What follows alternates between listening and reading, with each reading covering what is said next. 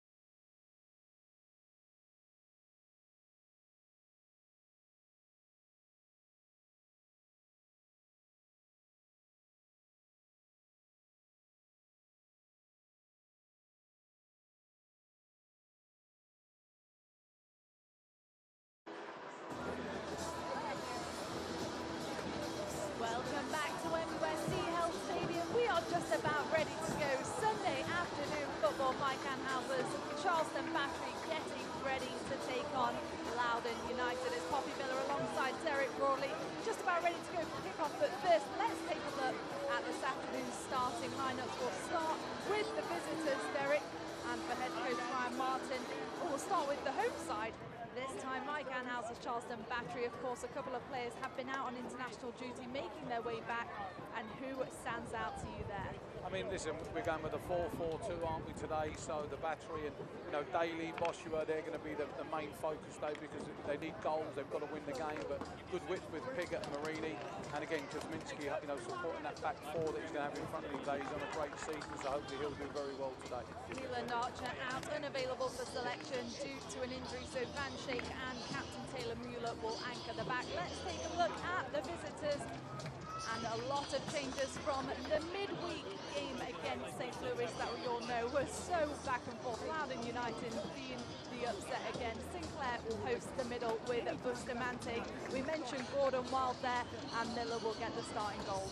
Yeah, no, and then Dora, you know, he's a striker. He'll want to score goals as well. But I think the one all the home fans are going to watch is Gordon Wild. We mentioned him earlier, but he is one. He's got a point to prove against his old club. And, you know, as I said, we know what he has in his locker. He's very technically gifted. And as I said, we know he's going to cause problems. So, look, it's a great afternoon for soccer. We're not used to the afternoon kickoffs here in Charleston, but the weather's playing ball. It's not too hot. And the field's looking absolutely fantastic. There's a big crowd rolling through the gate, so all bodes well for a really good soccer day. We mentioned a couple of changes for Ryan Martin's side, one of them being Carl Murphy, who is on the bench tonight, 11 goals on the season so far. We know he can create some problems if he is to make his way off the bench. Gordon Wild, the German former battery player, over the dead ball, ready to get us back underway. You mentioned it, Derek. Arthur Boschua and Q Daly get the start up top tonight. Very energetic forwards. Yeah, I think what Mike Anhauser's looking for today is Boschua to, you know, be the target player, and the Q Daly just to work off the back of him. And if you look, he's gone for some width there with Piggott and Marini, a left-footed player on the left side, a right-footed player on the side. They're going to try and get it down the sides. A really attacking formation for Coach Anhauser for this, you know, a little change of formation. But yet sometimes that's forced upon you and it can work for you sometimes and go against you and others. For Loudoun United, a lot of pride on the line for Mike Anhauser's side. The playoff placement will be key. If they can get the job done here today, they will inch closer to clinching and boost them up to 9 in the Eastern Conference. And of course, Ryan Martin's side looking to play spoiler once again here. We're underway from MUSC Health Stadium. The man in the middle, Gabriel Guzzuti. And straight away, Gordon Wild in the mix with Tar Brian Anunga. The two players we highlighted in the intro. We can expect them to really be the catalyst for either side. Gordon Wild, 9 goals on the season so far, 3 assists. He's got an absolute wicked left foot. And let's see what he can do with this one. Mike Anhauser's team taking no chances. Everybody back to help defend behind the ball. And here comes the delivery, a curling ball in. And Kuzminski first to the races. It's always nice for your goalkeeper to get a nice early one, isn't it, like that? And you know, he'll be really welcome that. Just a good touch on the ball. He's unopposed, and as I said, that'll be do nothing to help him with his confidence and getting into this game. What number is that? It's always interesting this time of year, isn't it, with the games where you've got one team. You know, as I said, these Loudoun players, although their season may be over in terms of USL, they're still looking for that opportunity to play MLS soccer. And they can't afford to rest on their laurels. And then you've got the battery that really do want to get that playoff spot and really kickstart their season. And the amount of teams that go into the playoffs late, but in good form, because you must be in good form if you played your way in there, and that stands well for how you do well in the playoffs. You mentioned Ryan Martin's side, a very young squad out here, a couple of rotations from the midweek game against St. Louis. And for all these players, they can see that clear pathway to the MLS with their affiliate DC United. So still a lot to play for them as well, getting their name in the mix for next year. You're a professional player. Every game counts. Every game is positive for you, and you can't afford to have an off day no matter when you play or how you play. Good pressure from Boschua. Forces Miguel Garduno straight out to the back. The former Las Vegas Lights player from the Western Conference of the USL Championship, with Q Daly creeping in there. I'll tell you what, Derek, the back line's going to have their work cut out with the young Jamaican striker tonight. Yeah, I mean, you've got his, you know, we've spoke about his unpredictability. He's got great raw speed. He's tenacious. He's a big boy as well. And then you've got Boschua, who's not going to let, yeah, there you go. Look, he's not going to let anyone you know, rest on their laurels there. He'll fight and rustle and hustle and bustle, and yeah, he'll do everything he can to try and put people off their stride. To Jaworski, familiar face for the black and yellow after spending the past 2 seasons with the Tampa Bay Rowdies. A bit of trickery from Gordon Wild here. Receives the 1-2 from Sinclair. Bustamante plays it out wide. Piggott tracking back, does just enough there.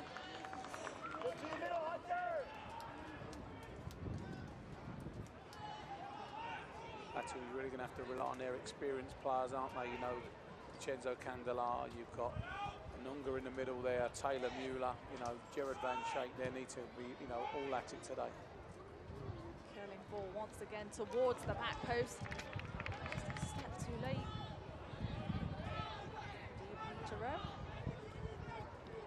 Great to see some travelling fans here today, the Loudoun Stampeders. And welcome to all those joining us from Loudoun Brewing, the final watch party of the season. And what a year it has been for this Loudoun side. And one thing to note, when you watch this Loudoun United team play, they don't play like how they've been sitting in the Eastern Conference. The results haven't really translated to the talent level that these players have out there. No, and I think that's largely, you know, as I said, they run this club because they want players to make the final jump into the MLS. That's how they do it. They play a lot of young players. There's a lot of roster changes. You know, we saw that today from, you know, how many players they changed from this week. They've had 3 games a week. You know, they've got a large pool of players to pick from. But although the players are, you know, the club as itself is not always looking to develop players, not necessarily to win leagues. Here's O'Brien Woodbine, finds Dante Marini. Dante Marini straight across the mix. And Miller gets the first touch on it. Tarbran Nanunga at the top of the box to recycle. It's Q Daly is brought down in the box. Boshua finishes it off to open the scoring. And Mike Anhauser's side get the dream start. And again, the Q Duddy, you've got to give him credit, 1, for trying to take it down in the box. He was in the 6-yard box, and 2, for leaving it to Arthur Boshua to smash it in. Because I'm sure he wanted to, but all good credit to Boshua there for just taking control. You'll see it's a great little ball in by Tarbran and all, but look at this, look. Normally you would head that for goal, but he's trying to take it down. Bosch was in the right place, and just a very cool finish. So for the young players, as I said, unpredictability. Most players there would head that, but he's trying to take it down in the 6-yard box, and a goal comes from it. Fantastic. Arthur Boshua, the rookie this year, with his 4th goal of the season. The former Ivy League 2-time Offensive Player of the Year. Born in South Africa, but grew up in the New York area, played at Columbia University. He gets the black and yellow off to a flying start now with a spring in his step. Colin Miller forced to play it out. Colin Miller, just 2 games played on the season so far, 1 start. The 22-year-old goalkeeper from Providence College. Here's where you're a coach where things work out for you. The first time Boshua and Daly have played together from the start, and they've got a goal inside 6 minutes, and you're thinking, it looks like it could be a really good partnership, doesn't it? And as I said, they combine beautifully there in the box.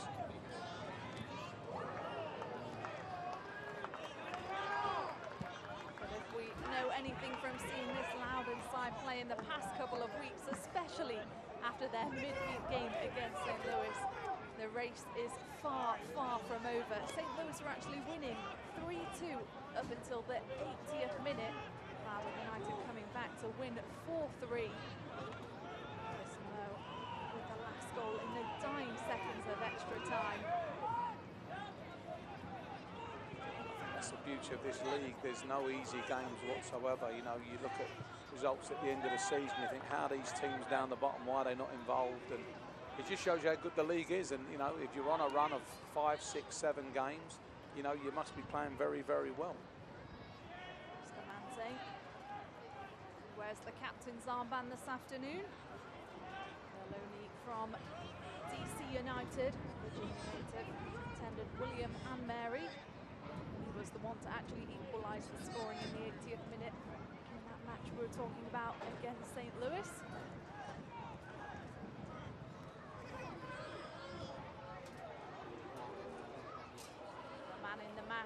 Captain Taylor Mueller. Good touch from the youngster. And once again, he'll be pulled down. An opportunity for the black and yellow here. Just took a little bit of a knock there, but I mean, he's a big, strong boy, isn't he? He's got great pace for a big boy as well.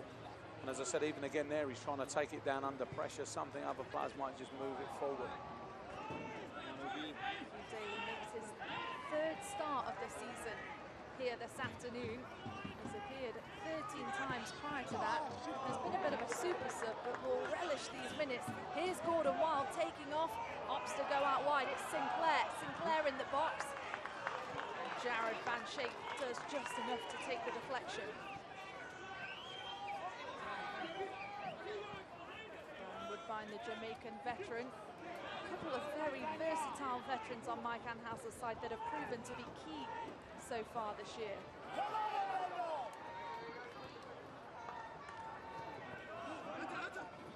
Bertha works it out the back with Sinclair.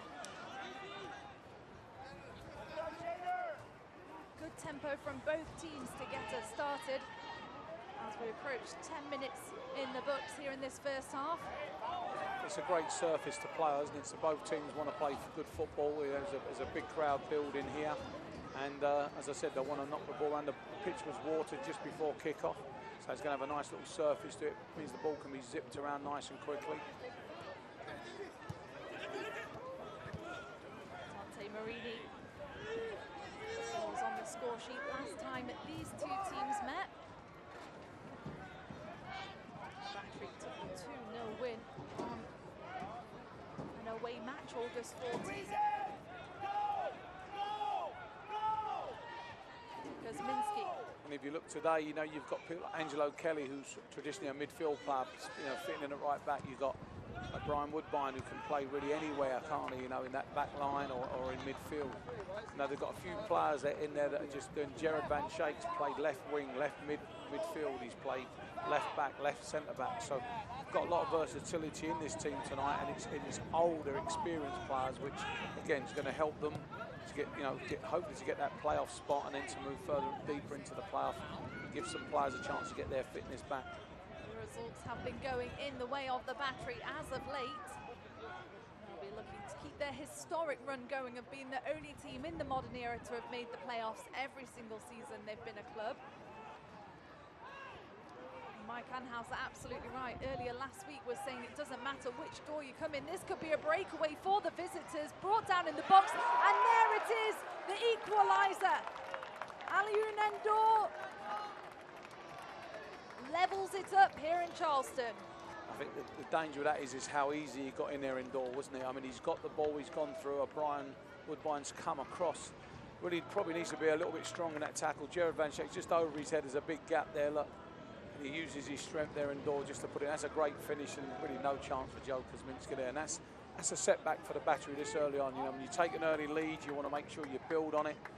It's a too easy a goal, I believe, that one. It's too easy. If you're Mike Anhauser, you'll be very disappointed in that. The forward from Senegal made his debut against the Tampa Bay Rowdies, scored in that match. 2 games played, 2 games started coming into this. And now he has notched one yet again for his new club. One trouble you have. Taylor Mueller's always played as a, you know, he likes playing in the 3, and you know, you can have your designated marker responsibilities. Sometimes when you play as a 4, it's like, you know, there's too many gaps sometimes, and players find those gaps. And Dor there's done fantastically well just to like get in between the 2 centre halves and finish with what was a great finish. A goal in each of his matches now. 3 goals in 3 games. He scored against St. Louis as well on Wednesday night. A flying header in the box. Proven to be the one they look for yet again. Here's Anunga. Invites O'Brien Woodbine into the attack. To Gorski. Quickly taken by Marini. Van Schaik. Room to roam in front of him. There's too much space, forced to go back. Switch of the flank. Piggott. Fan Select is the official ball supplier of the USL Championship and many of the finest leagues around the world since 1947. Select has been the innovator in soccer ball quality and innovation. For the latest Select products and special offers, visit www.selectsportamerica.com. Bosch are outnumbered, battling at the top of the box.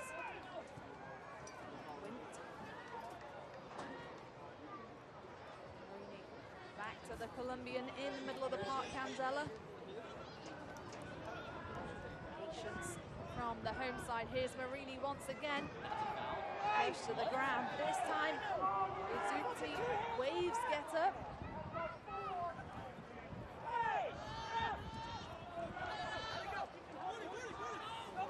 Selected 37th in the 2018 draft by Atlanta United.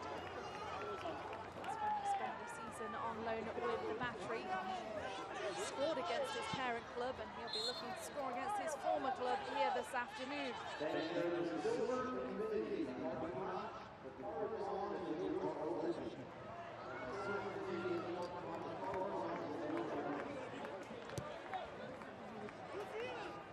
15 minutes in, we've had 2 goals and it's still a stalemate game, isn't it? It's really not opened up yet, and both teams are sort of fighting to sort of put their dominance onto the game. Batteries has some great possession. Marini, chip ball towards the back post, a dangerous one. Bosch was there in the mix, brought down by his own goalkeeper, and the referee is going to give it in favour of the visitors. They're pushing there. I think it was his own player. We get the chance to see that again there. I think that's what all the players were saying. It wasn't Boschua, it was his own player. So here we go. Look, the keeper's struggling there. He's all over the place there. Comes up again. Yeah, it's his own player. That's not a great decision by the ref, and that's what I think Boschua was saying. Look up at the big screen and you'll see it. It wasn't my fault. There's no VAR. So difficult for the referee if they don't get a good look at it the first time. The fans certainly will on the screen the second. And one thing to note, Derek, you already mentioned it, but the Battery haven't many a time played at 2 p.m. and the sun proving to be a bit of an issue out there for the players. No, I think, you know, players like playing at the same time each week, and you know, the whole preparation is changed when you have a change of kickoff time. But certainly here in Charleston, South Carolina, Angelo Kelly sends in a rocket. Colin Miller there, who manages to scoop it up. Yeah, but what I was saying is, so, you know, you can see shadows on the field, can't you? You can see, you know, a lot of the people in the crowd are wearing baseball caps. You know, this sun definitely plays games with your eyes, and it's a little bit getting used to. And I'm sure both goalkeepers will notice that throughout this game. Temperatures starting to drop here in Charleston, but still 82 degrees at kickoff. A deceivingly hot one down there. Natural grass, though, lay it into the favour of both sides. And there's a nice little breeze as well, wasn't it? When we were down pitch side, there's a little breeze there that helps. Angelo Kelly cutting in, Boschua in the box. Can he create something with it? Out wide, Anunga. Big ball to the back post. Gorski's there. Wild on the chase, but Woodbine takes a touch around, fancies his chances. O'Brien, Woodbine rips the strike from distance. No damage done. He's a very good technician. He done very well joining in the attack there, didn't he? He broke to him, he beat Goldmile to the ball. He didn't catch it quite cleanly, but that's a warning sign because he can hit them from that distance.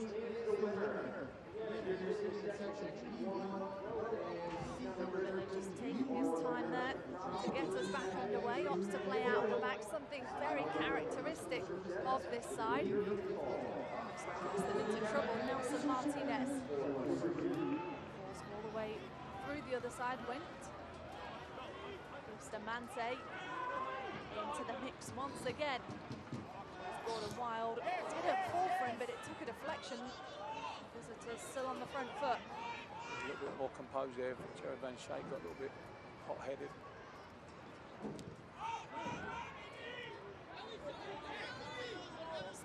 Started the 32 of 34 games he appeared in for the Tampa Bay Rowdies last season. A real mainstay on that side, the New York native. It's his third start here this afternoon, just 1 assist in those 3 games. Again, Mike Anhaz will be a little bit worried that, you know, his centre halves like Van Schaik and Woodbine, two experienced players, that they're getting tied up a couple of times together. Okay, they just got to communicate a little bit more. Sometimes I think they're guilty as you get older that you think someone else is doing your job for you. They've just got to make sure that they sort of stay in sync. It's a game that's got a very good tempo to it, isn't it? You know, that both teams want to move the ball around. The shapes are pretty even. It's, you know, it's like a 4-4-2 up against a 3-5-2, so the overloads are working where people need them to. Finds himself out on the flank, tries to thread that one through. You can see Nikki Daly there lifting his thumb up.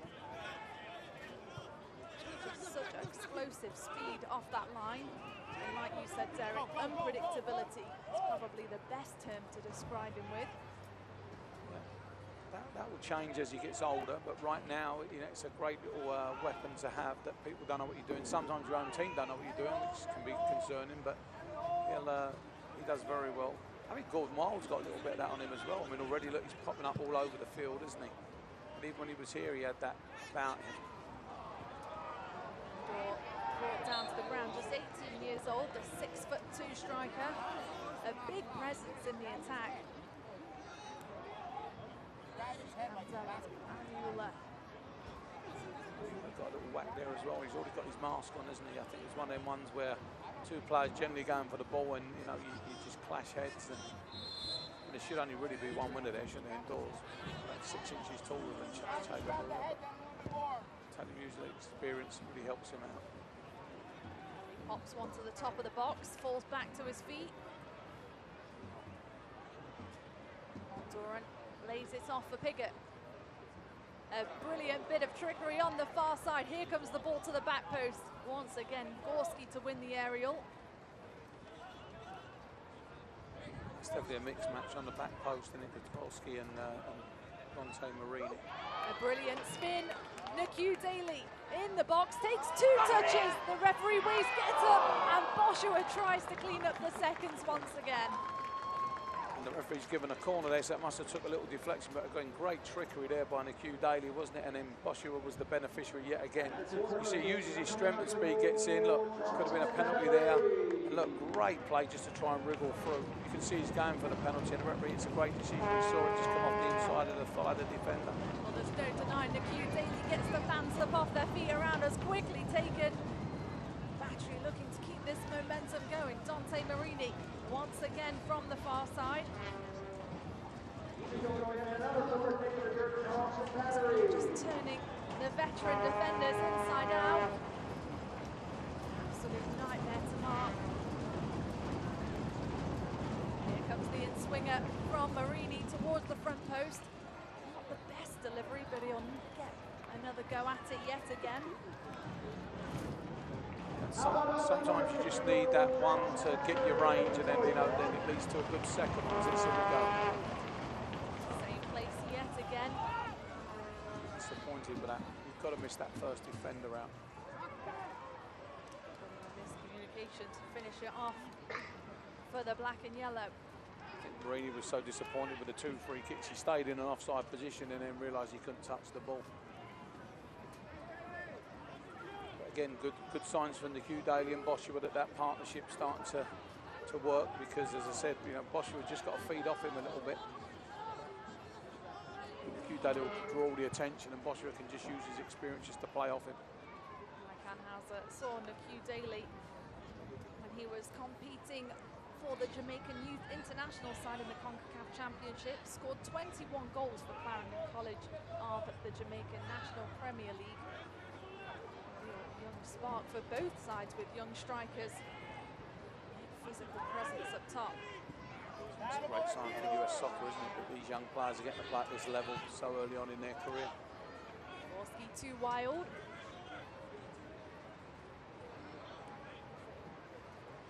It's one long. Come of it. Kuzminski, who's been an absolute mainstay for Mike Anhauser this season, making his 31st start here this afternoon. 6'4", Colorado native, 7 clean sheets on the season so far, had 12 clean sheets in the 24 games he appeared in last season. presence and his determination to be the number one has certainly cemented himself that spot now, isn't he? He's seen as the number one. You can see he's grown in character by being the number one. With the backup goalkeeper Phil Brino, who had a good run during the Batteries Open Cup time. Swinsky, like you mentioned though, been the number one go-to.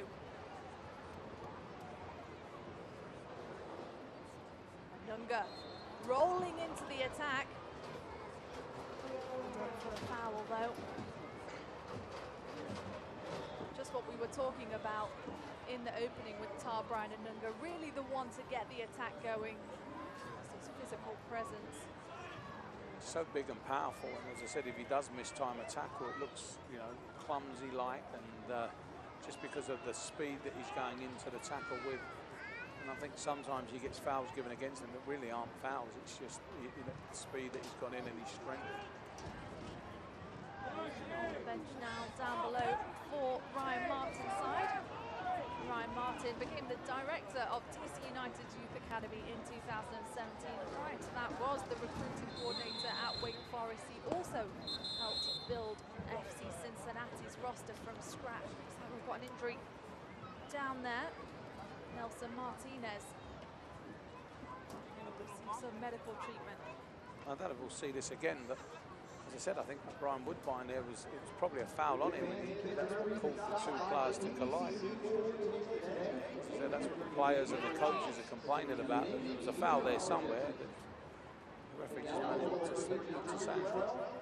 You can see, look at all the sunglasses and there's the sunglasses and the hats on because of this, you know, really bright sun that's out there today. It's brought the crowds out, hasn't it? Look, good crowd here today watching a very good competitive game. Deceivingly hot out there. A lot of numbers trying to catch some shade just down below. And everybody taking the opportunity for a hydration break out there. Ryan Martin dishing a bit of instruction to his side. Sinclair will want to receive it.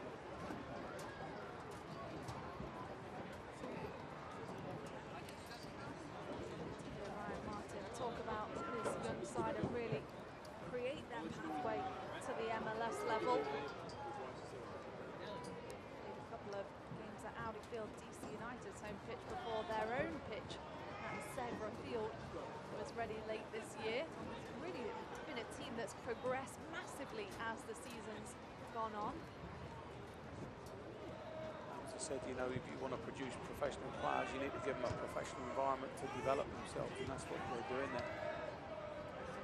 Got some big results against big teams in the Eastern Conference. Tampa Bay Rowdies, they beat them 2-0 not too long ago. They beat Louisville City FC, the reigning champions, 3-0 mid-season. Of course, another upset here tonight, but right now it's the black and yellow on the front foot. Dante Marini leaves it for Woodbine. He's got a long throw on him.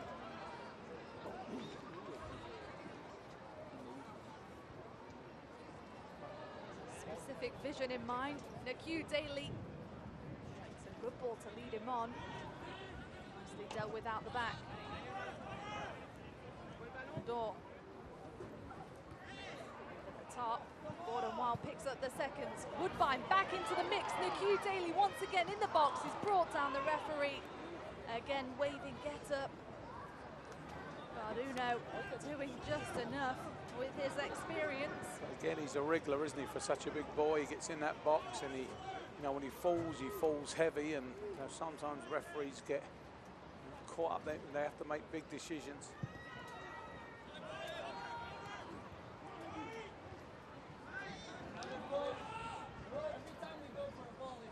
No pressure at the back. Kuzminski with time. Other than the two goals, there really hasn't been too many shots, is there? The Boscia was one that went across the face of the goal, but neither goal he's really had to make a save.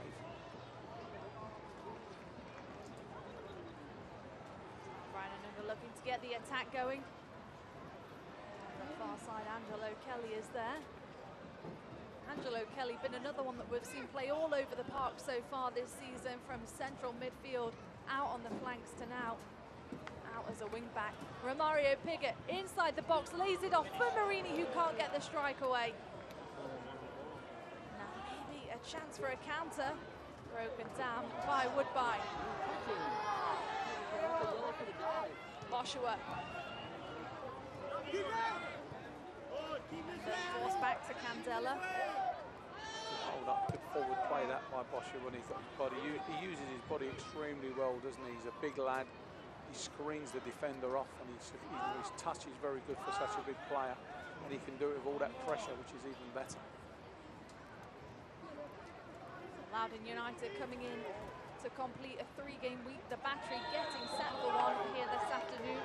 Very heavy schedule compression at the end of the season for each of these sides. On Wednesday night, the Battery will host Memphis 901, hopefully, after 2 games postponed against that team. We'll talk more about that at half-time.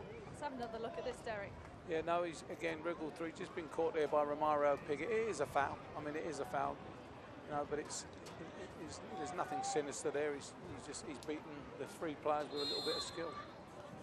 Going back to the 3-game week, I think most of the clubs who aren't in the playoff race right now would love to have that opportunity to have 3 games to at home to try and secure your spot in the playoffs. The Q looking to get on the end of it. Safety first from Garduno. Back to your point, Loudoun will close out their season with a tricky game, taking on New York Red Bulls 2 at Segra Field. Seem to get up for these big Eastern Conference matchups. For the Battery, like we mentioned, Memphis 901 on Wednesday, and the season finale on home soil against Bethlehem Steel. It could all very well come down to the last game of the season for the playoff race to secure these Eastern playoff positions.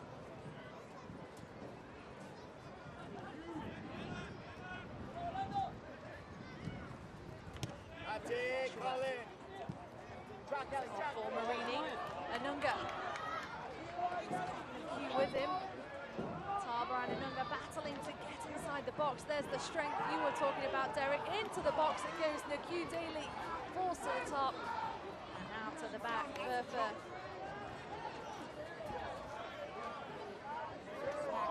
Starting to open up a bit now. Wild maybe in here. Gordon Wild one-on-one with Woodbine. Still Gordon Wild. Near post helps out Kuzminski. Great effort. Shows everything what Gordon Wild's all about, isn't he? He's not frightened to go one-on-one with anybody. He's got good pace. He's got 2 good feet. He favours his left foot, but look, you can see he goes on the outside. He tries to squeeze it in at that near post. Very unlucky. It comes back off the post. I think what confused a lot of players there was an injury to a Loudoun player, and they're all thinking the ball was going to go out, and everyone sort of switched off. Joshua reads it well, offside though. Again, he was very close. It's a big target to hit if you're hitting that pass. Joshua just about got it right, he thought, and the linesman's pulled him back.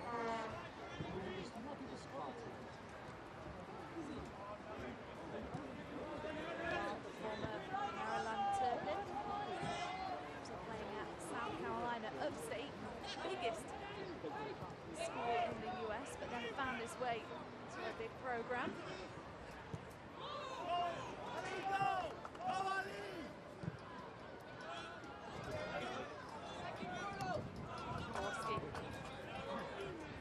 Great play there, the way he took it out of the air and played back to his goalkeeper. We had USL games here yesterday, and one of the big features that was trying to get these young players to play back to their goalkeepers, and goalkeepers now have to understand they've got to be outfield players. Jared Van Schaik on the run, does enough there. Brilliant defending from the veteran. Just to your point, Derek, great to see the youth system really starting to build here at the Battery. And we talk about this Loudoun side having the DC affiliate. For the Battery, they're really getting the grassroots started, the pathway to the pro. Here's Naku Daly one-on-one, straight around him, into the box it goes. But Colin Miller, cool and collected. When, you know, Naku Daly's a great sign that if you're good enough, you'll get a chance here at the Battery, isn't he? He's only 18, and you know, you can see Nadur's only 18.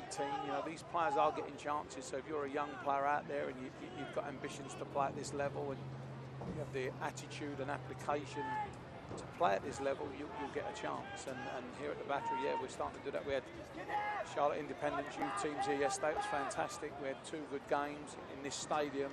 You know, we treated it like a professional game, and everyone, I think, enjoyed it. So it's something we're going to continue to do to try and see where our players fit into this system.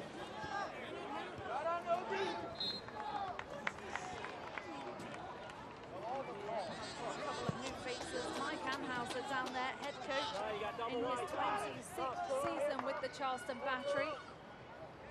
Here as a player, been an assistant coach, and most recently as a head coach. Just does a phenomenal job year in, year out, getting this team ready. Highly competitive team, like we mentioned, the only team to have made it to the playoffs every single year in the modern era. And for them, of course, their playoff run has been cut short in the last 2 years against New York Red Bull. And if they can get in through the back door, as Mike Anhauser said, they'll be looking to make that run a little bit longer this year. Romario Piggott takes a strike, takes a deflection. What looked like would be a goal kick for Loudoun. And again, you know, Piggott, good little trickery, falls to him, it comes in on his weaker side, doesn't he? Just sets himself, he didn't really catch it right. And as I said, neither goalkeeper, they both let in a goal, but no one's really have to make a save. And you know, we've had some good little half chances.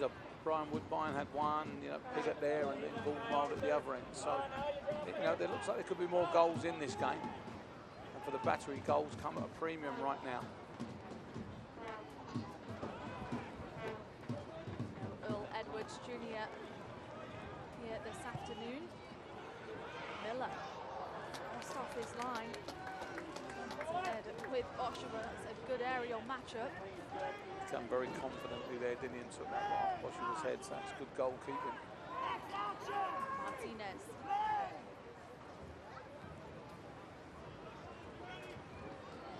Bustamante really made himself name for himself in the middle so far this season. One of the DC United loanees, makes his 24th start here this afternoon. Kelly, that's the look. Just a little better.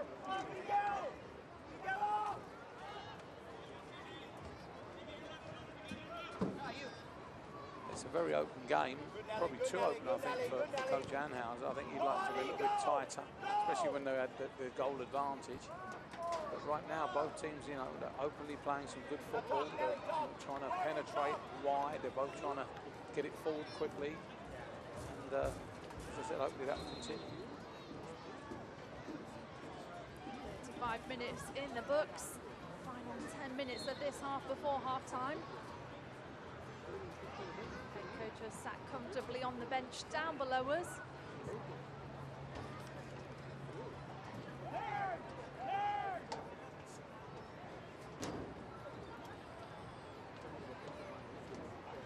Kelly.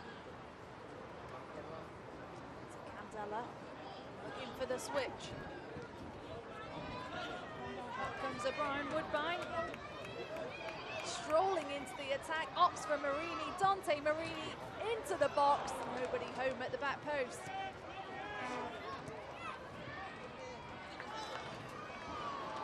It's a loose one there by Angelo Kelly. It was great football up until then, wasn't it? Brian Woodbine came forward with a real purpose there, slipped Marini in. He done the right thing, he stood it up to the far post, but no one really read the cross. Wild now. On the opposing flank, he's been all over the park in this first half so far.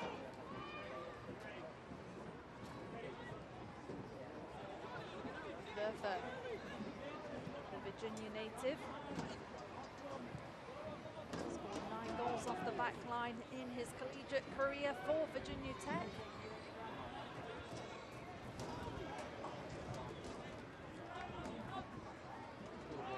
See, everyone on this Loudoun team is very technically gifted, aren't they? They're good on the ball, they like to get it, pass it, they can all pass it, they can all control it.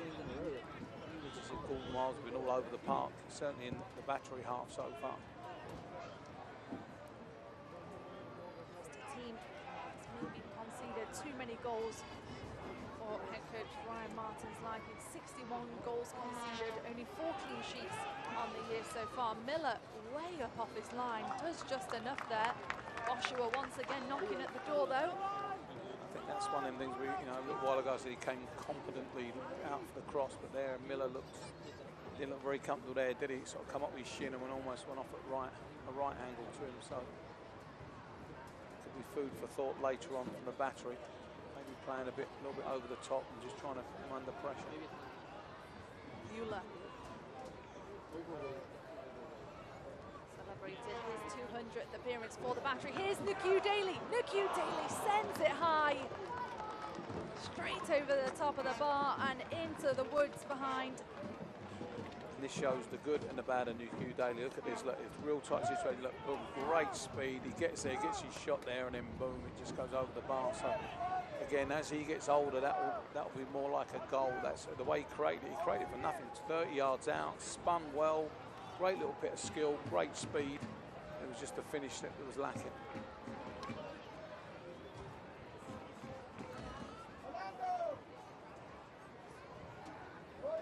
Colin Miller, big ball out of the back.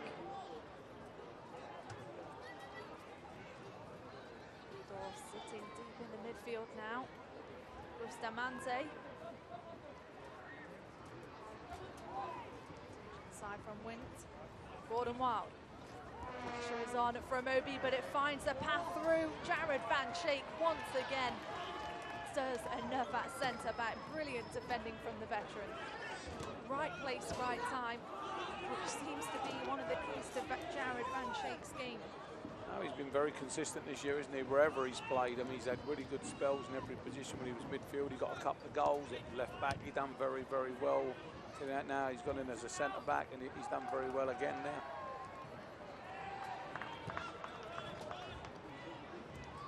Q trying to break away. This time it will go in his favour. Just see the strength of the youngster. 2 goals on the season so far, 1 assist. Really has had a bit of a stop-start to his season this year.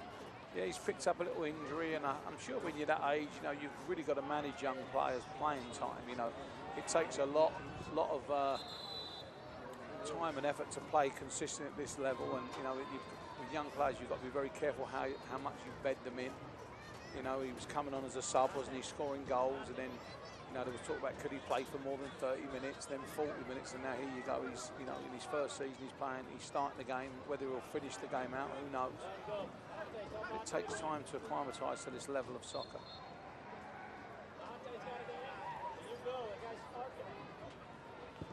AJ Patterson, Atula Guerra and Zico Lewis all have been out on international duty as of late.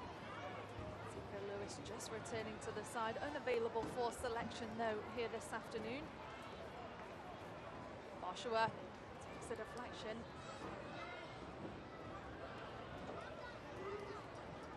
It's good to see. I mean, coaches won't like losing their players to international duty. It's a good, you know, it's a good sign for the club that you've got good international players that are highly sought after.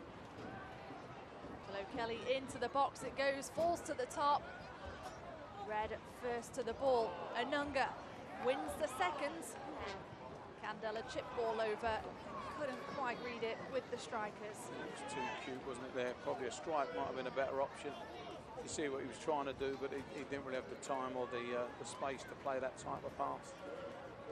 Vincenzo Candela, just 24 years old, has already had 5 years of playing experience overseas in Europe. Ranked most highly in midfielders with tackles, clearances and interceptions last season, along with the mainstay Tarbara Anunga, who was the 2018 Battery MVP. And you've got to say he's knocking at the door for that award again this season. Yeah, no, there's been some good performers this year. Zico Lewis is, you know, I always say he's an outstanding young soccer player, and you know, again, Boschi has had a good season, and you've got the old guys, you know, Taylor Mueller, Jared Van Schaik, we just spoke about. He's been fantastic this year. And you look for versatility. Angelo Kelly, since he's come in, he's done very well. So, no, it's a hard job for the fans. I'm glad I don't have to pick that.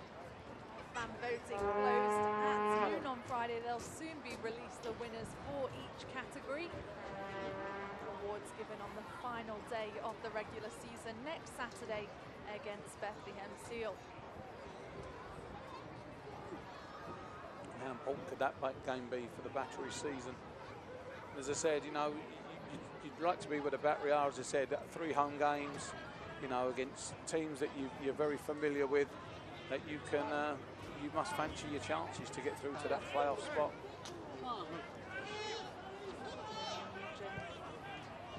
St. Louis both losing their last match, working in the Battery's favour. Recovery run there from Angelo Kelly. Here's Candela. Greenery in front of him.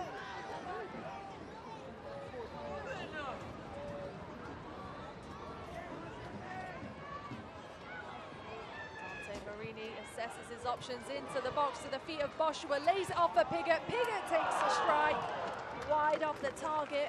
He'll be disappointed with that. That was set up for him lovely, and I don't know whether it took a bobble or he just didn't catch it right. It's a great little ball in by Marini. Superb striker play by Boschua, and maybe the pressure from behind just caught his eye, but that's got to be that's considered a chance. You really should be hitting the target from there. Panamanian Youth International, 3 assists, 3 goals on the season so far.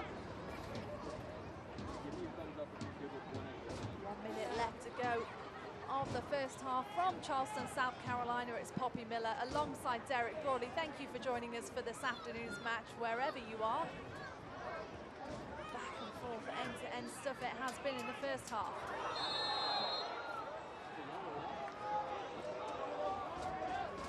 Candela brought down by Endor. We were talking about the height matchup there. This will bring a talking to by the referee for the striker. He's just got to stand there and win it against Vincenzo, isn't he? He doesn't even have to jump. You see here, look. I think Vincenzo knew it was coming. Look, he made a little bit of a back from him. He knew it, but he still a sore one. We're trying to go through the back. Time it'll go against the Battery. Tarbara and Anunga, who we should note one more yellow to add to his suspension for the next game, which is the last thing the Battery won. He's going to have to be very careful not to find himself in the books. And again, it's one of those challenges. If there is a fault in his game, he sometimes, and you don't mind it when it's in their final third, but he just sometimes gets the wrong side, and you can't knock it out of him. It's his enthusiasm to get the ball, and he's just so eager to get it. He just runs over people to get it and commits those fouls. Launching ball into the attack. Mueller deals with it nicely. No added time here in the first half, and that just about does it. All equal, 1 apiece as we head into the locker room. Derek, your thoughts on the first 45? Well, it started off brightly, didn't we? 2 goals in about 11 minutes. You know, it looked like it was going to be a very open game, and then sometimes that happens when you get these early goals, then defence sort of kicks in, but there's been lots of little huffs and puffs, but no real goalkeeper's been tested. The Q Daly's, you know, showing that he's a threat up front, you know, and Endor up the other end is doing well. So the 2 young lads are doing well. And apart from that, it's really been a very even game, very open, but very even. Stay with us at half-time. We'll take a look at the Battery's upcoming schedule, the remaining couple of games, news and notes from around the USL Championship. It's all coming up. We'll be back in a mo.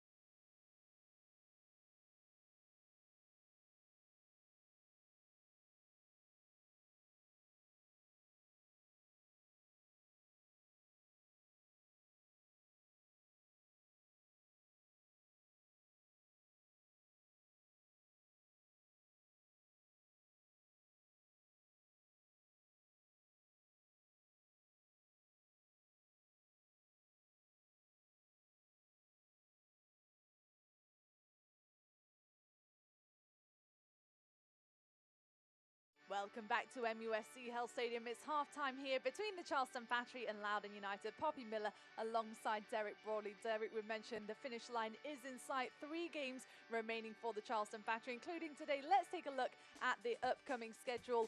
Hopefully, we will finally be able to take on Memphis 901 here on home soil on Wednesday, October 16th. Yeah, I think Memphis are racking up the air miles coming here and then having to go back home again, but hopefully we'll finally get this game underway, and I think it's a very important game now, especially at this stage of the season. Maybe earlier in the season it wasn't as important, but now it's crucial for both teams. So I think the Battery, after tonight's result, they'll be really looking forward to this one and really trying to get another 3 points on the board that will secure them that place. A massive week for the Battery. They'll then remain at home for the season finale on October 19th against Bethlehem Steel. Brendan Burke, someone that you know quite well. Yeah, him and Hoagie, they played for me when they were younger, but you know, they're in a unique situation at Bethlehem Steel where they're trying to produce players to get through to the Philadelphia Union Partner Club, and so they're out the playoffs now, but they'll still be gunning for it. These young players have still got something to aim for because, as I said, they're really looking for an MLS opportunity, and with them still in their playoffs, it's going to be a really tough game, this one. And I think now the game's going to mean everything to the Battery when it comes down to this one.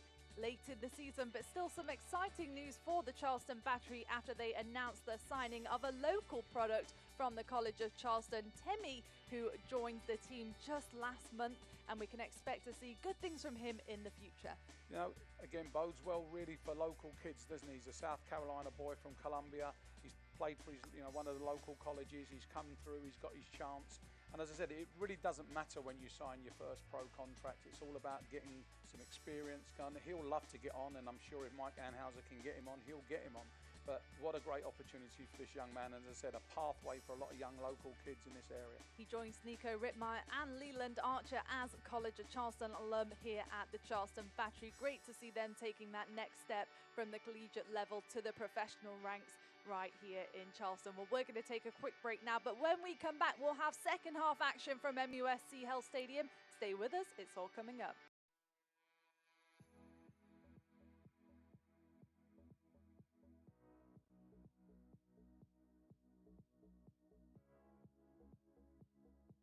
My name is Mike Bitus. Everybody calls me Mikey, and I'm the current president of the regiment. My name is Jeff Hewick. Been a Battery fan since 1993. I'm the treasurer of the regiment. I'm Drew Bartow. I joined the regiment, I think this is 3 going on 4 years now. Well, the mission of the Battery, as I see it, it's not just match day. The Battery very, very much seems like a family to me. It's why I love this team, right? They're players, we're fans, but at the end of the day, when they come along the board and they shake everyone's hand, and we're all on a first-name basis. So that means a lot. It's a family, right? We're all one big family. And I've gone to MLS games, and it's not like that. I mean, they're fans, and then there's the team, and everything's separate, right? There's no intermingling with the players and stuff like that, and it's like something that I truly cherish. I think probably one of my favorite regiment experiences is not something specific. It's just seeing some of the people I have been in the regiment with for the last 19 years, watching their kids grow up and become fans. The Battery to me is synonymous with family. Sure, there have been some changes, from Stonyfield to here, the owners and presidents coming in and coming out, but they've all embraced the exact same theory. Family, I need the Battery, I need game nights on Saturday like I need oxygen to breathe.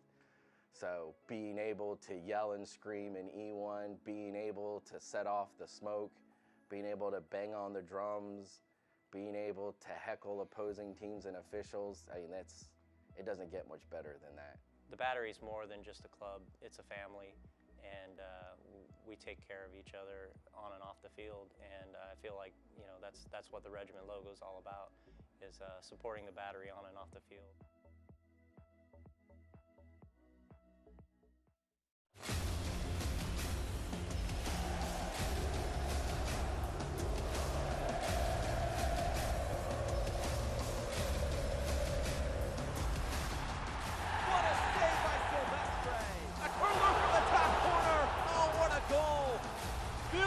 Strike in the upper right 90. Whips it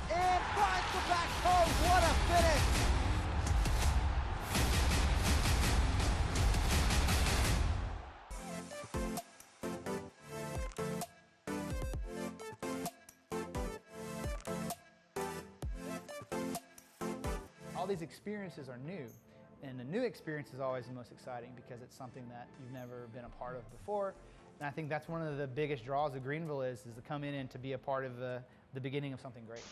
Well, Greenville has officially been awarded a professional soccer team. There is a big soccer presence in the upstate, and they just needed a team to rally behind. It's like, oh wow, like this is actually, this is real. And I still didn't really grasp how big it was going to be.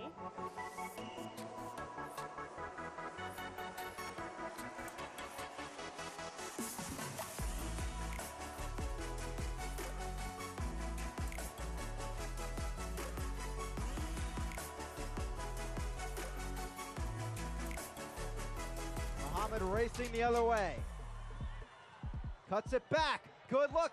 Shot coming. And then Carlos Gomez, his 4th in 2 matches. And does that seal the deal on the 3 points for the Triumph? A club is more than just the players, coaches, and front office. It's the fans. It's a whole club. We're new. No one really knows what we're about. They don't know, what we have to offer, and showing them that we offer more than just 90 minutes a week, on a Friday or Saturday night, says everything.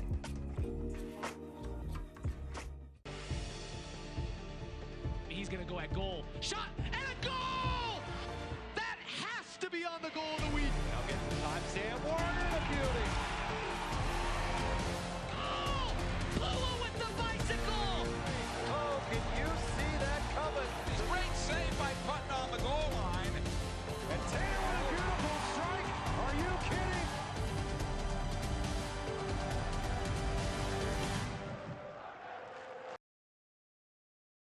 Stadium. It's halftime here between the Charleston Battery and Loudoun United. Bobby Miller alongside Derek Rawley. Well, Derek, you mentioned how tight it is at the top of the Eastern Conference. Let's take a look at this week's Around the League presented by Home Telecom. And of course, the focus has to be on the playoff race. Those 4 teams remain and only 2 spots are left available. Memphis just about eliminated there, but not mathematically as of yet. It's going to be a very big last week for these teams. No, it is. I mean, this is what you play the whole season for, don't you? You're playing to get into that post-season where you've got a chance to go out and win the championship. And 4 very, very good clubs, as I said. Memphis could be eliminated if results don't go their way before then. The Battery, it's in their hands, and 3 home games. You'd like to be out of all the 4 clubs. You'd like to be the Charleston Battery. St. Louis there, they've got 2 tough games coming up. So it's going to be tough, and as I said, for me, I think that if you're the Battery, you're looking to be in pole position right now. A big 3-game week for the Charleston Battery, which of course starts today. Memphis 9:01 on Wednesday, Bethlehem Steel on the season finale on Saturday. The same for Birmingham Legion though, but they've got 2 massive teams to take on in order to clinch that position. Yeah, Pittsburgh, they're looking to win the title, aren't they? So, and New York Red Bulls are always tough on the road. So, no, it's going to be tough, and as I said, if Battery look to be in pole position right now. It's all still to play for. 3 points will be absolutely critical for Mike Anhauser's boys in black and yellow here this afternoon. We're going to take a quick break now, but when we come back, we'll have second half action. It's all coming up. We'll be back in a mo.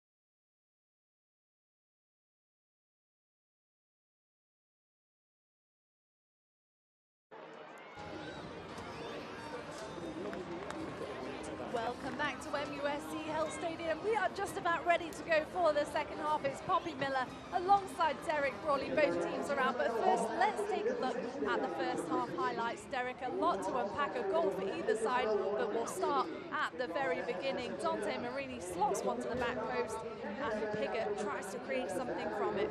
And here's the goal. Yeah, it comes in. Great play by Nicu Daly, trying to bring it down in the 6-yard box, and the beneficiary was Boshua, who just finishes it off. And you know, from that great start, now you're thinking it's just get a good foothold in the game, but lo and behold, as sometimes happens, and Dürr comes straight through. It's a great touch and a great finish because Mincy's got no chance.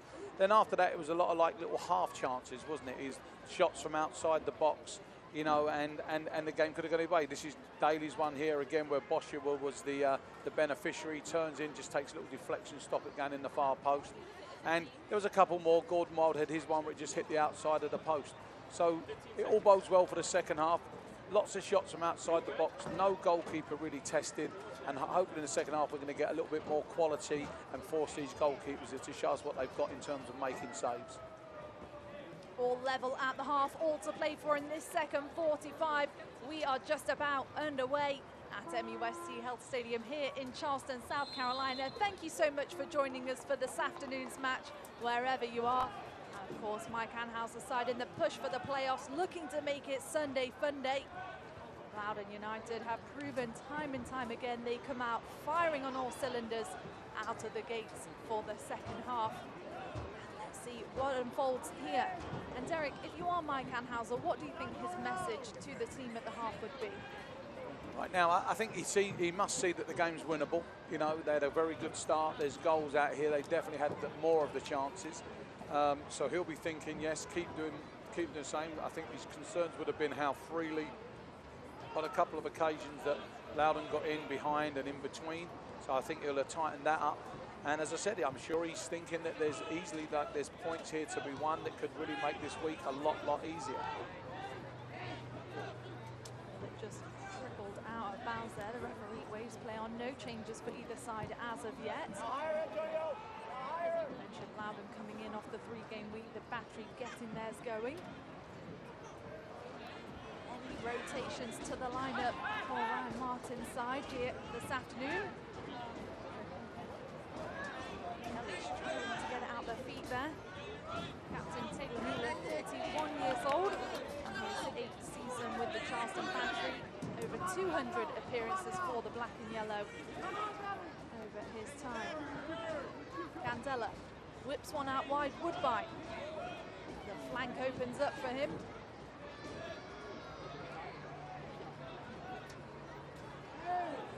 One too many touches, but he was brought down nonetheless.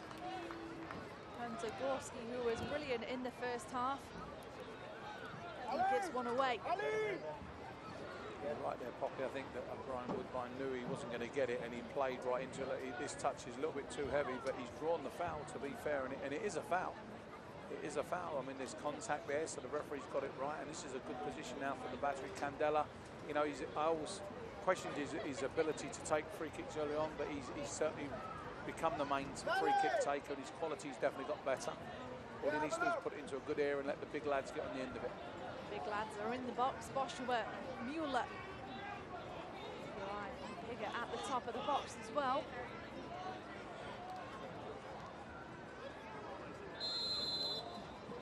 It will be Candela to whip one in. It's a powerful one towards the back post, but nicely done by Colin Miller.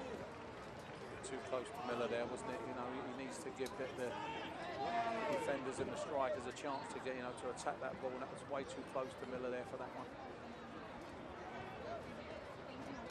Bustamante. The connector in the middle of the park. Into Sinclair. Sinclair, the goal scorer against the Battery last time these two teams met. 21-year-old Costa Rican. Another one that likes to play all over the field. We mentioned Gordon Wild taking up a couple of positions, moving from flank to flank in the first half. He was busy on the ball, but not too many chances created.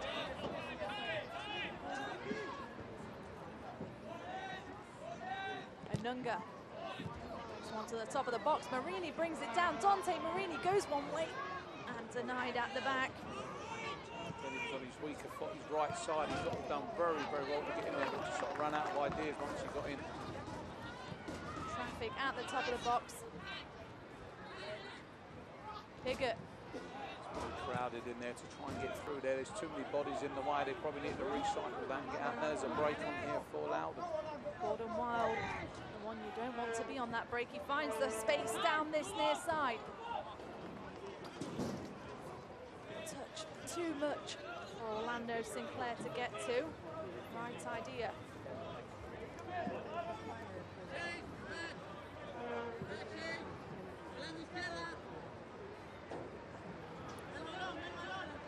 Kelly takes quickly.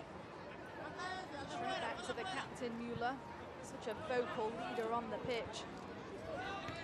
It's been great to see him with the youth teams as well, Derek. You've had the pleasure of watching Taylor Mueller as a coach as well this year. No, he passes on his knowledge very, very well. He's going to be a good coach. I mean, I could see him maybe one day coaching the Battery. He's been a long-standing player here, if that's what he chooses to do. But for the young kids around here to be coached by him, and as I said, he's a real leader on and off the field. His standards are high. It's been a real pleasure having him around the place.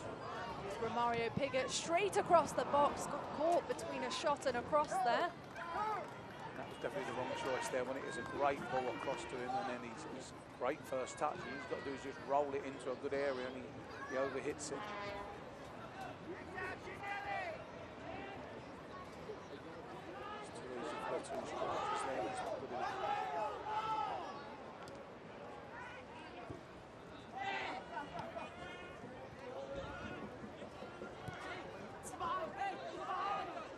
To the middle, Martinez sprays one out wide. It's a good ball for Gorski. Safety first at the back from Brian Woodbine. And here comes an opportunity. We know what Gordon Wild can do from these set piece corners. Takes quickly this time though. Into the box it goes, punched away by Kuzminski. Chance there to maybe catch the Battery off guard. I'm sure that was the right decision there because Minsky really gets away with it. As I said, it was a nice height to catch. It wasn't really whipped in with any sort of real pace on it. But I think he made up his mind earlier he was going to punch, and it wasn't the most convincing punch. Trot across to take it on this near side. 3 assists on the season so far. Scored a couple from direct free kicks. For an outswinger towards the back post, a dangerous one nonetheless. Contact in the box, the referee waves play on, it'll be a goal kick. I think had that gone on target, I think Candela would have been straight in the referee's face there because he was all over him there, wasn't he? And against a bit of a mismatch in terms of height. Vincenzo will certainly, what he lacks in height, ferocity and competitiveness, he'll easily make up that. Second season with the black and yellow, one of the signees through open trials. I think you've got to give credit to Mike Anhauser for finding someone in these open trials every season and signing them since 2002. Kotaro Higashi being the last great example of that, who paid his way to the team from Japan, impressed in open trials and won Newcomer of the Year in 2017. The Japanese veteran, an option off the bench tonight for Mike Anhauser. Piggott lays one off. Is Boshua looking for number 2? There we have it. Goalkeeper making a save. Good little play again. Taylor Mueller was very patient at the back, linked in with each of his strikers, and it was a good shot on target. Good signs for the Battery. You see the sun again, just playing an impact there. Van Schaik does well to read. Boshua and Colin Miller is way out of his box once again. Gets away with it. He did get away with that one. He nearly came. I mean, he was in 2 minds whether to use his hands there, and that could be a real difficult situation. Anunga leads Naku Daly into the attack. Right, take the ball with him. Brilliant idea.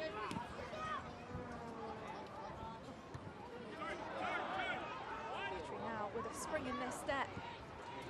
They've definitely started the strong, haven't they? Now, last couple of minutes, they've got got a good foothold in the game now. And in these games, when you're having a good spell, you've got to make sure that you capitalise on it.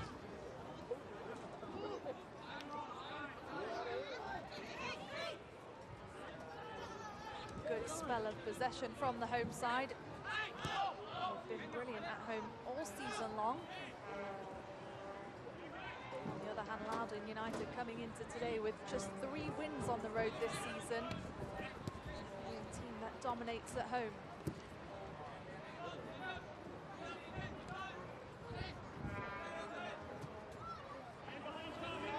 Anunga. Nicely worked by the trio. Another opportunity to build here. Taken quickly, it's Q Daly in the box.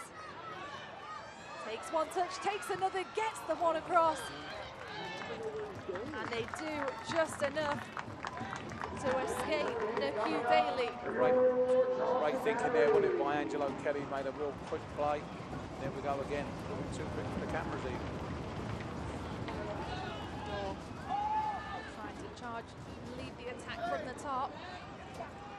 Woodbine. Sea of red jerseys at the top of the box. Falls all the way through. Nothing to come of it on that occasion. We go back to that Q Daly, gets in and maybe we'll get a chance to see it again. Does fantastically well again. He goes in and you think, should he shoot? Should he just pull the trigger? Comes back on himself, comes back again, and then the chance is gone.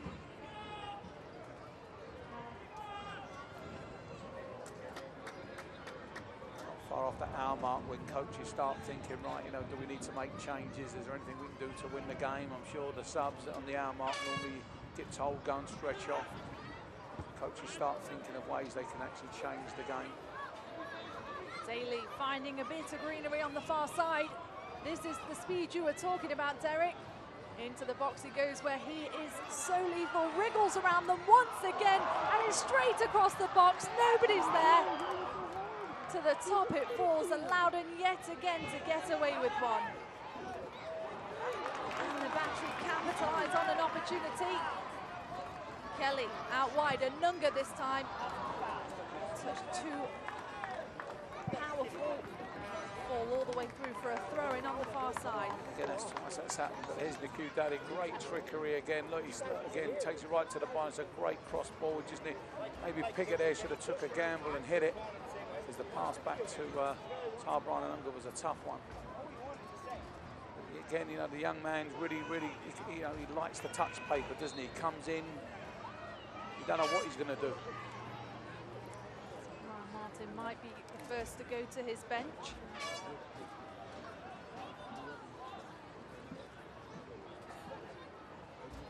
He's got the leading goal scorer, Kyle Murphy, down there as well. And Hauser with a couple of options warming up. Ian Swanterson, Nico Rittmeyer, Taro Higashi, like we mentioned. It's always a good sign when the opposition makes the first substitution, because it means you must have started the second half well, and I think Loudoun definitely need to make a few changes. They're under a little bit of pressure against the home team today, so no surprise there that he's going to his bench.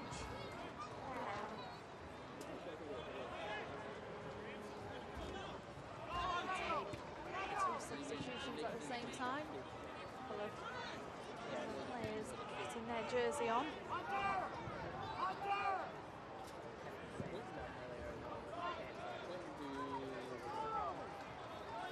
Visitors. Big ball towards the back post. Sinclair is there. Orlando Sinclair toying on the edge of the box. Endor takes the strike first time. Kuzminski pass, but can collect. It's on target, good effort by the big guy. But again, one downside to the game is the crossing's been poor on both teams. They've got into some great crossing positions. They've either overhit it or underhit it, and once you do that, the chances are gone.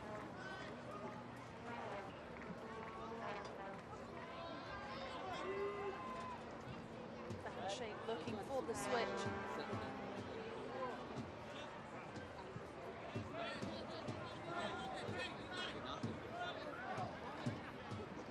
We'll see all three substitutions made at the exact same time. Ryan Martin. Mueller. It's always a gamble, and it is all your three subs at one time. You can certainly change the game, but then if you get an injury or something, you're always worrying about how that can affect you later on down the line. Joshua did drop Deep in the midfield, keeps the possession. Kelly. Looking to build a loose touch in the middle.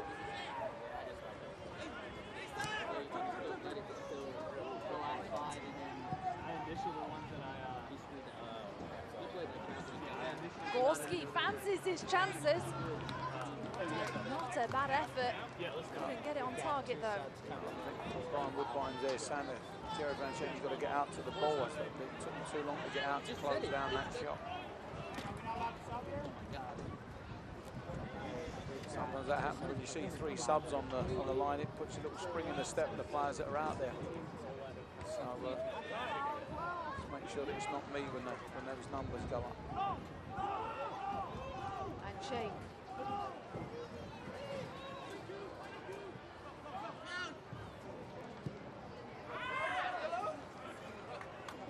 This might bring up the opportunity for those substitutes. On comes Robbie Danborough as the first. Replaces Garduno. And the second one straight on as well, Andrew Loudoun. 28-year-old defender makes his 22nd appearance of this season so far.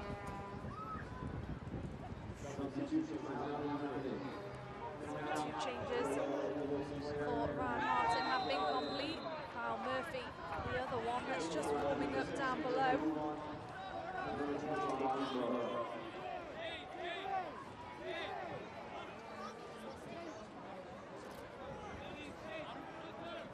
That's a clumsy free kick there by Taylor Mueller there. Look, we'll see it again. Look, goes through. It's very lazy. Yeah, the referee's given him a yellow card for that. It was just a very clumsy, lazy challenge, and now he's got to be on. You know, he's got to be on his best behaviour for the rest of the game. Gordon Wild, the one over the dead ball with Bustamante. Both of them have an absolute lethal strike. Bustamante, that incredible free kick against Louisville. And who do you fancy here, Derek? I think this is a right footer, so Bustamante would be my favourite. Bustamante it is, he takes the clean strike. Over the top of the bar, no worries for Kuzminski. It's a worrying sign when you've got 2 players of that calibre over a free kick from about 25 yards. It's like Mike Anhauser is off to the bench as well. Nico Rittmeyer getting ready to make his way on. He's coming for a Mario Piggott. Mario Piggott, the one to make way.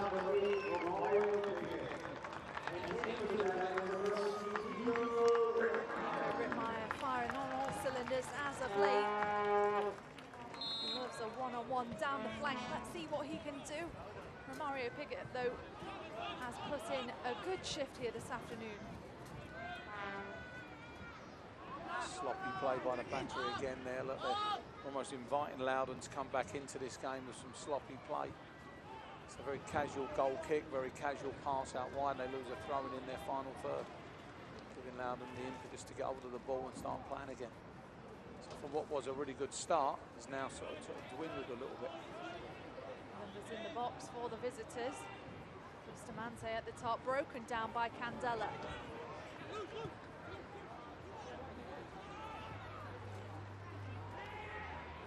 Wild denied the shot by Narini.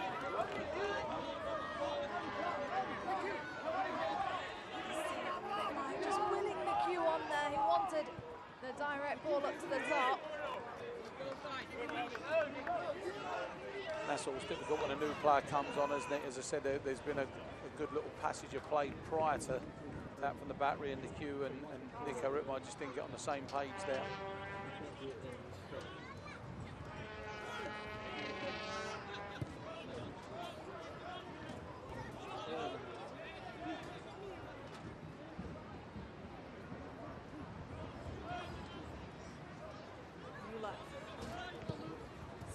Remains as we approach the 64th. As Poppy Miller alongside Derek Broadley. Thank you for joining us for this afternoon's match wherever you are. Welcome to those joining us from Loudoun Brewing. Final watch party of the season. The season comes to a close. A lot on the line for the black and yellow. Loudoun United, the pressure is off them. They can play freely, and freely is what they're doing. Loudoun towards the back post. Wild to recycle, Bustamante in the mix.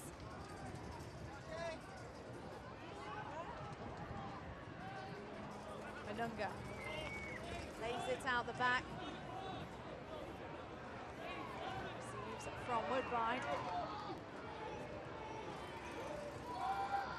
He's done that all well all game, hasn't he? Just got his body in front, used his frame. It's a great ball there, it's a good chase now. Boshua and Burfirth. Press remains.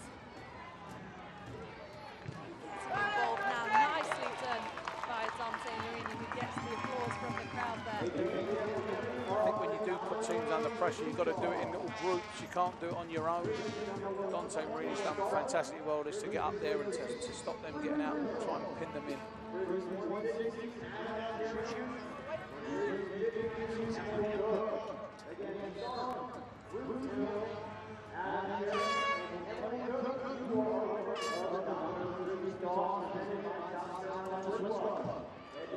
There's a chance now.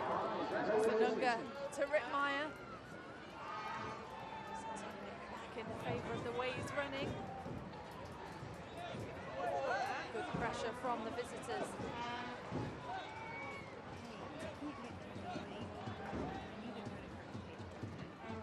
Patience here by the battery. They realised they turned the ball over. They realised they weren't in a great position, and they've just kept it very, very well, waiting for that opportunity. Numbers in the box for the battery. Can Marini deliver?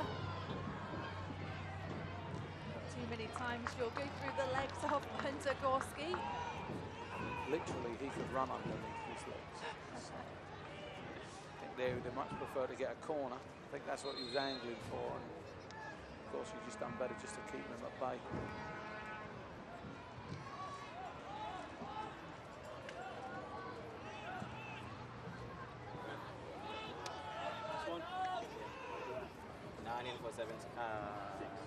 Kuzminski, touch, towards with it out the back. Rittmeyer up to the area. And there you can see Kyle Murphy, the goal scorer, is away, ready to make his way onto the pitch to close out today's game for the visitors. 11 goals on the season so far, 10 of which have come from inside the box. Battery backline are going to have their work cut out for them, keeping him at bay. And it's Gordon Wild to make his way up. Yeah, that's a surprise there. I thought Gordon's had a very good game. He's been all over the park. He's done very well. I think he's a bit disappointed when you come back to one of your former clubs. You want to play the whole game, and as I said, coach has seen enough of him. Murphy, that's a good replacement, isn't it? Someone's going to score goals. So. Murphy, interestingly, listed in the starting 11 against St. Louis, and then a last-minute change just before kickoff. The majority of that match. Always difficult for managers to manage the minutes of the players, though, coming in after playing midweek, especially on the road. Yeah, no, it's a tough one. When you need a big squad, isn't it? And, you know, that's where your coaching comes in. You build a game style that all the players buy into, and if you make the odd change here and there, it doesn't affect the whole game.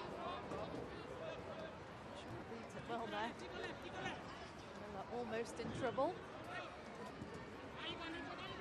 Battery really aware that a draw is not a really bad result here today. You know, defeat leaves them outside the playoff spot, but I believe a point would actually get them back up one place, but you know, they'll be wanting all 3 points at this stage of the game at home. Any point at this stage of the season is vital. No stranger to a draw as well. 14 ties on the season so far, the most in the Eastern Conference. Both good and bad. It shows that you're hard to beat, but it sometimes shows that you haven't quite got enough to get over the line. So you look at it from both ways, but as I said, if you're not getting beat, that's great for team morale. Antonio!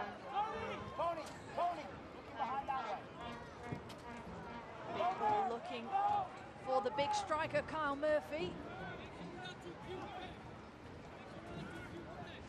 Native Clemson alum.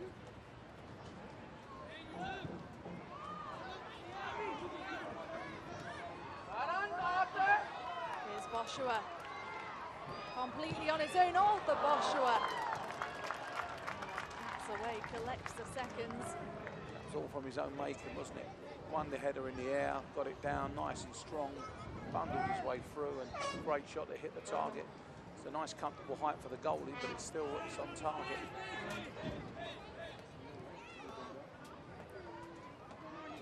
Boshua putting pressure on Miller as of late. The visitors still opting to work it out of the back. Derek, how does it change things when you've got a team that's fighting for the playoff position, and on the other hand, you've got a team coming in with the pressure off them, just looking to impress really for next year and finish the season strong? No, it's two different outcomes, and I said, you know, there's no pressure and you can play freely. I mean, professional level, no one gets a free ride. I mean, you really don't. You're as good as your last game and can only be as good as your next game, but, you know, certainly the pressure now is on the battery to try and go and get these 3 points, and it could mean so much to them, couldn't it? You know, as I said, the difference between 2 points now, if you get a draw, you get a point, you get another one, then Wednesday you could actually, you know, almost clinch your place in the playoffs. And that's what it's about. Once you clinch your place, to clinch it before the last game, then you can enjoy that last game of the season and really plan for your playoff race. Back over the season, it has been a crazy one. So many games postponed, cancelled. One of them, like we mentioned at half-time, Memphis, which is coming up. So a big end to the season, like you mentioned. Looking to clinch before that, though. Here's an opportunity here. Brilliant ball into the box. Colin Miller punches away. Marini on the chase, broken down, and O'Brien Woodbine could be in trouble here. He is shown yellow in the 70th minute. I think that looks worse.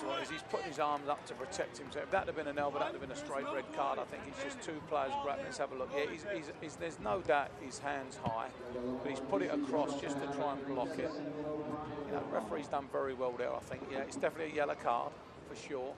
But again, I think if there'd have been any malice in that, the referee would have had no hesitation. That would have been a straight red. Tough one for O'Brien Woodbine. He'll be unavailable for selection now for the match against Memphis 901 on Wednesday night.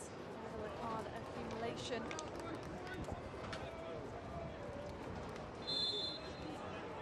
It's a tricky one at this point in the season, especially when those yellow cards start to build up.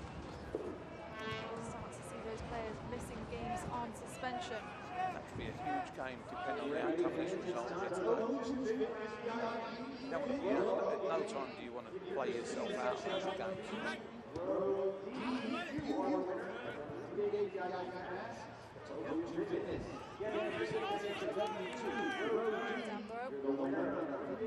It's his 5th start here tonight for Loudoun. Kyle Murphy on the far side.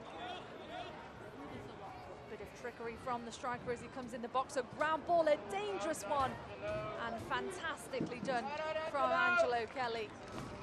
He just put himself in the right position. I think he took a sore one on the ankle there, but he read the danger. Fantastic play. See the sun still beating down here in Charleston, South Carolina. As players looking forward to cooler temperatures if they ever arrive here in the Low Country.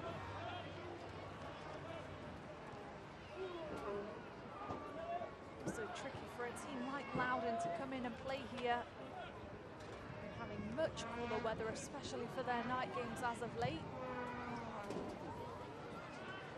The vastness of the United States, you know, you're playing in all sorts of conditions, aren't you? And they can be so extreme. I mean, there's snow up in the northeast, northwest, sorry. Here we've got beautiful sunshine.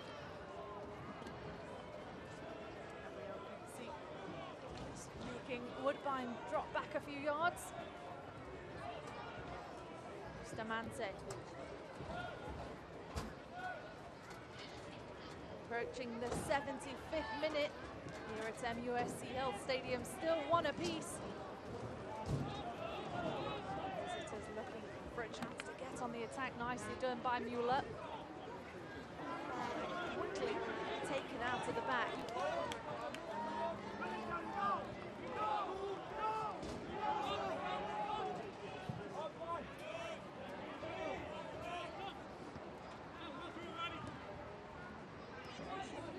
Candela for Marini.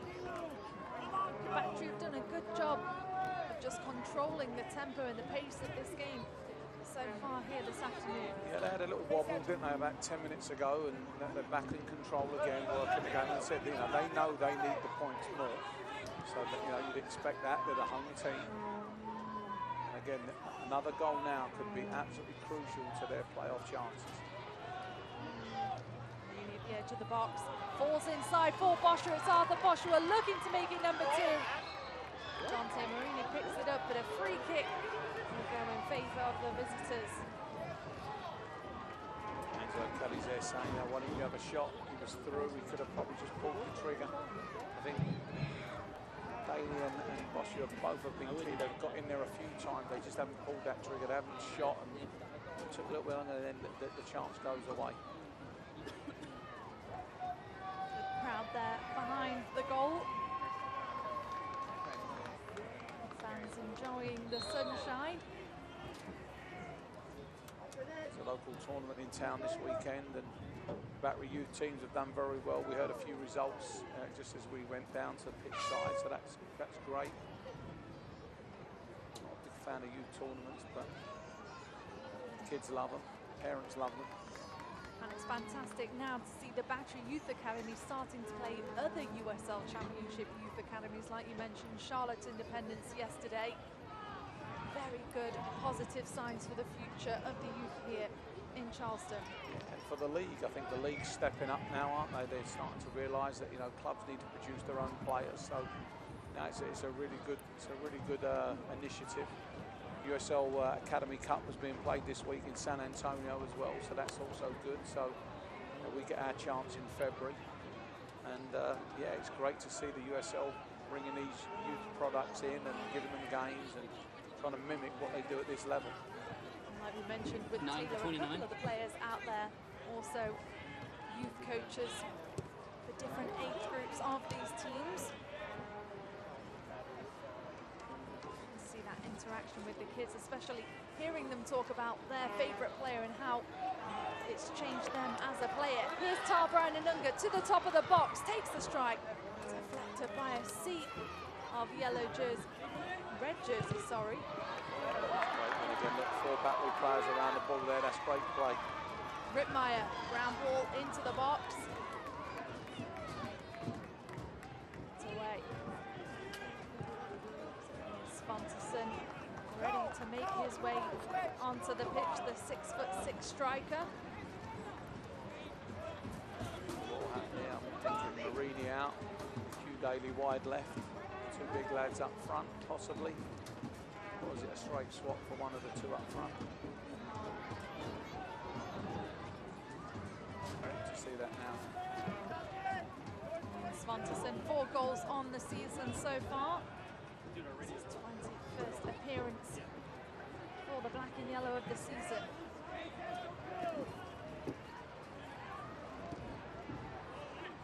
Rittmeyer.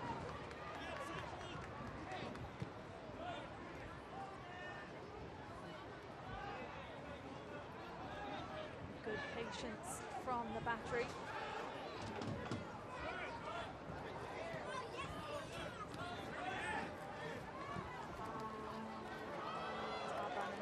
Couldn't turn on it, but he might get an opportunity for the seconds. Daly battling at the top.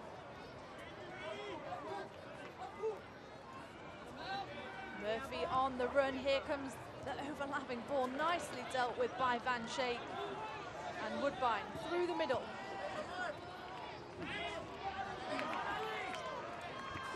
These challengers flying in as of late. Surely now this may bring up an opportunity for the substitution to happen.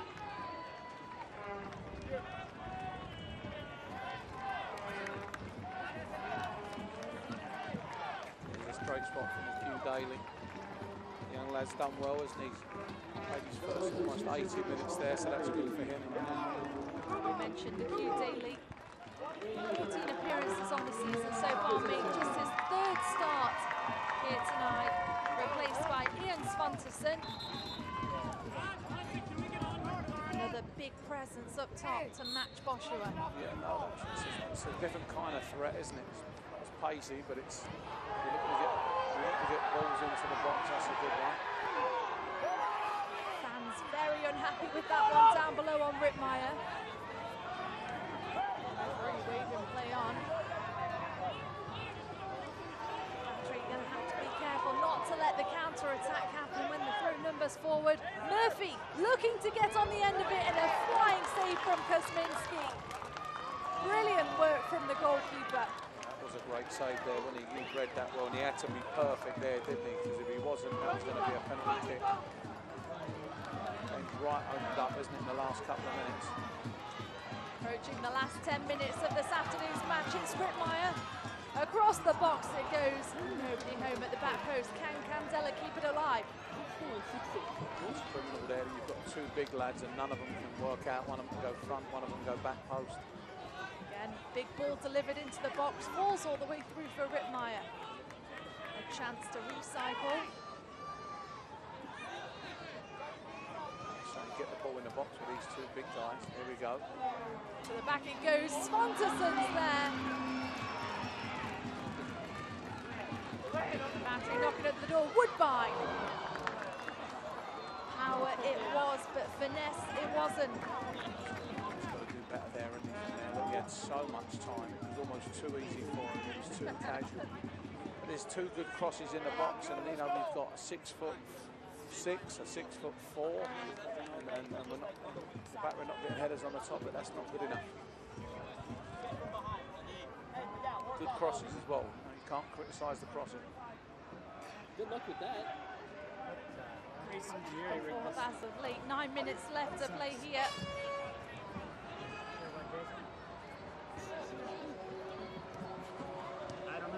Svanterson. Can he play the role of super sub? Just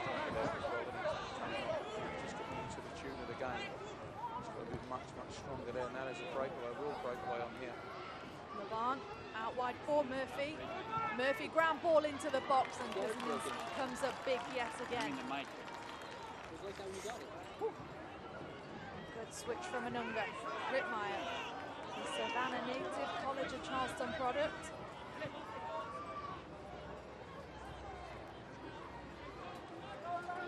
Again, I think if you're loud and you're thinking now, can you counter-attack and try and get something from the game?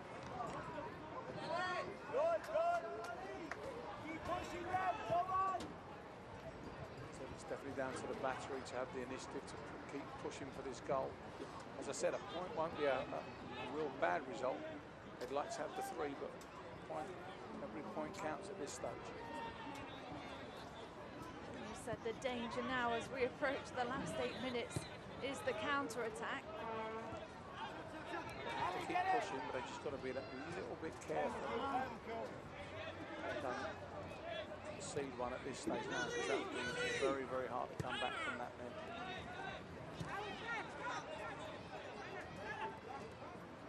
Firth sprays one out wide for Gorski. Murphy on the run. Match up with Carl Murphy and Van Schaik.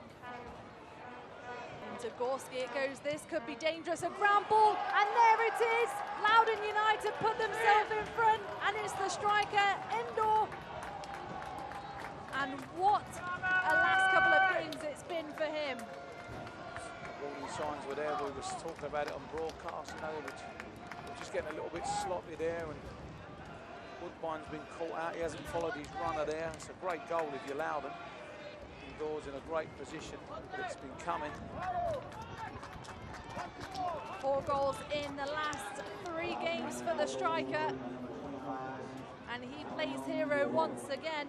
And the battery with a big task on their hands. And time is running out for Mike Anhauser's side. You have to throw everything forward in this last sort of 6-7 minutes. See if they can pull something out of the fire in this game. Loudoun has been firing on all cylinders since he arrived at his new side.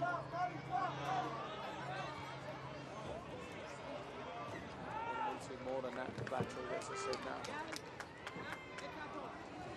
It's the sucker punch that came, wasn't it? It was, you could see that the battery gets getting a little bit sloppy with their passing, and you see Loudoun were playing on that counter attack. They'd had a couple of chances where they broke through, and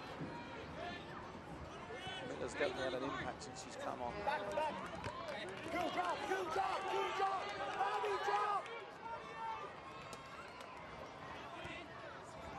Bit desperate. Daly going off, you know, they've lost a little bit of spark up front. He did give him that little bit of energy, you know, when he got it. He's had a brilliant game up until the 2 opportunities that Loudoun got. Done some very good routine saves. The one he come out of the feet, the right was on the wall. They were just starting to press and get down that right-hand side. Brian Woodbine's now gone very high up now. Look, trying to redeem, I think, as I said, he didn't track his man for the goal. Sponsorson, top of the box. Help is coming in, but just a fraction too late. Brian Woodbine's got a good throw here now, so they'll try and throw it in. And looks like Higashi's going to come on for the last one. I'm sure that'll be from Marini. Looks like he's struggling a little bit now. Brian Woodbine propels it into the box, falls to the top, and Nunga. Pressure is on Kelly, forced back to Mueller.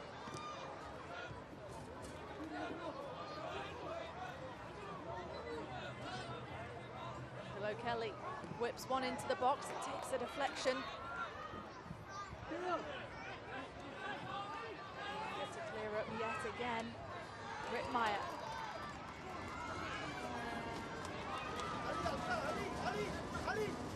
To the back post it goes. Murphy sends it to safety. Kataro Higashi now ready to come on. You're absolutely right, Derek.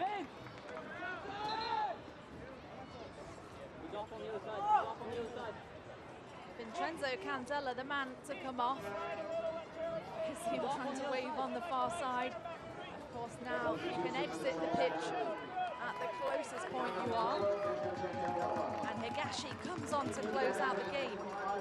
3 minutes left to play here at MUSC Health Stadium. Can the Battery find the equalising goal? Through it goes Kataro Higashi. Wants to play super sub. Fell perfectly for him.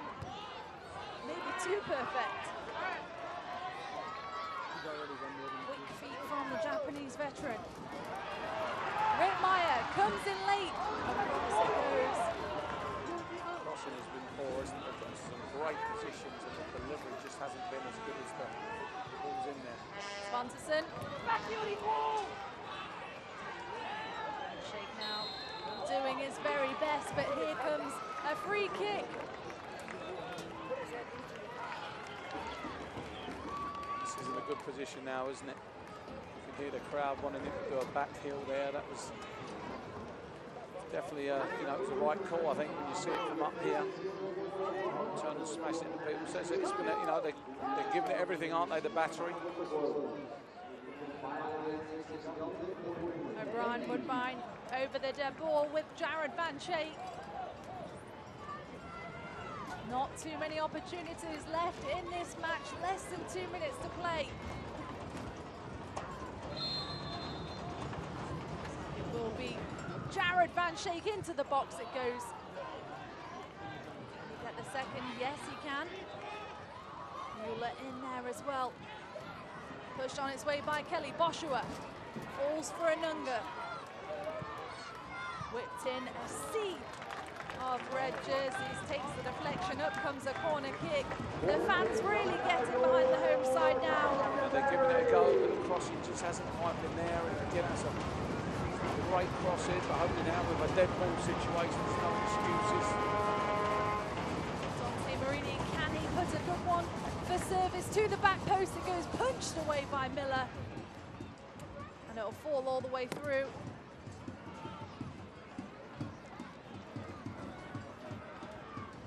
Maybe time for an O'Brien Woodbine special. Plenty of bodies in the box now. They just need someone on the edge of the box as well, just to play that through. Shea does well under pressure. Marini into the mix. Boshua's there. Out.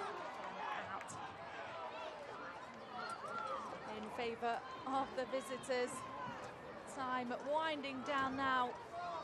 And for Loudoun United, they'll of course be looking to shave off any seconds off the clock they can get. They are, as I said, they've sort of done a smash and grab job here, haven't they? They came in, they played well during spells, but when they saw the battery really pushing for that winning goal, they've caught them with a sucker punch on the break, and it was a very good goal. Now they're trying to just play out this last, whatever the referee's added. It looks like it's 2 minutes I've just seen added. It's not a great deal. Samante. Woodbine to clear up long. Svanteson. On for Boshua. Boshua for Svanteson. Could this be it? Svanteson. It's a great chance in at this stage of the game. He's only got to hit the target. I think from there he's gone in. He's been on the field long enough now. That just needs to break down. That needs to be put right into the bottom corner. He's hit it as he's rising. Time for an extra touch for Svanteson. Strikers did well. 3 minutes confirmation added on time here. Managers now up off their bench, dishing some instruction as the clock winds down. A great chance there by Swanson. It's gone a begging now. Gorski on the far side. A bit of collision again. No rush to get us back underway. You think there's one more chance in this game just to see if you can pull it out the fire? Colin Miller all the way up off the pitch. Of course, he's going to pump it long. Murphy on the run. Van Schaik to the rescue, and it falls for Kuzminski. Gave a bit of urgency now.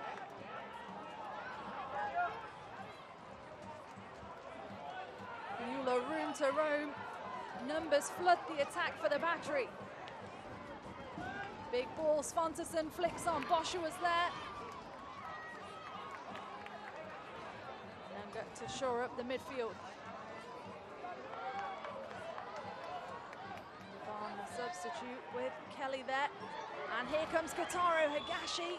Did it take a deflection? Yes, it did. Corner. This really could be the last chance of the game. They don't really need to play too quickly. They've done just that. O'Brien Woodbine, big ball to the back post. Nothing to come of it. And like you said, Derek, maybe an opportunity wasted there. Big time there. You've just got to slow that game down there. You've just got to put a quality ball into the box. You can't play too quickly there. Let them get set up. It's poor. 30 seconds left to play here at MUSC Health Stadium. And will Loudoun United play spoiler once again? They've had a great week then, haven't they? 9 points on the road. Especially considering the opponents that they have faced as of late. Boshua on to Svanteson. Just got to get it forward now. Woodbine still gas in the tank.